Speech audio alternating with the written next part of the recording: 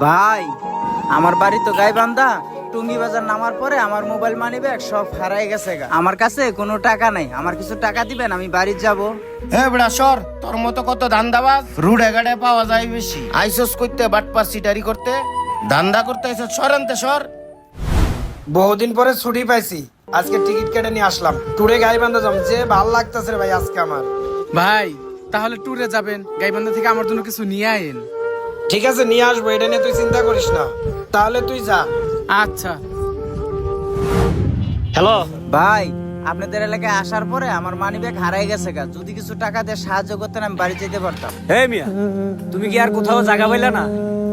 দেখতেছো আমি ফোনে কথা বলতেছি, তারপরেও তুমি আমারে ডিস্টার্ব করতেছো।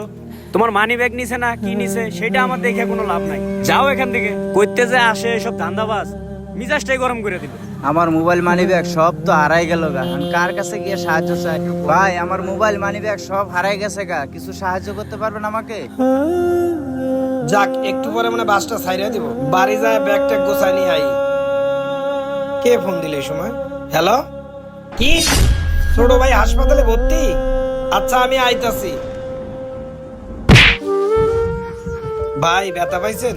আরে ভাই, ব্যথা ব্যথা আর কি পামু? মনের যে ব্যথা, এই ব্যথা তো না, ধাক্কার ব্যথা কিছুই না। ভাই, বুঝলাম না, মনের ব্যথা মানে কি হয়েছে আপনার? আসলে ভাই, বিপদে পড়লে কারো কাছে সাহায্য পাওয়া যায় না, এই জন্য মনে অনেক ব্যথা। আমার বাড়ি গাইবান্ধা। টুঙ্গি বাজার নামার পরে আমার মোবাইল মানি ব্যাগ সব হারায় গেছে। এখন যে গাইবান্ধা যাবো, এই টাকাটাও আমার কাছে। অনেকের কাছে সাহায্য চাইছি, কেউ আমাকে সাহায্য করে নাই। এখন দুপুর হয়ে গেছে, এখন পর্যন্ত কিছু খায়ও না।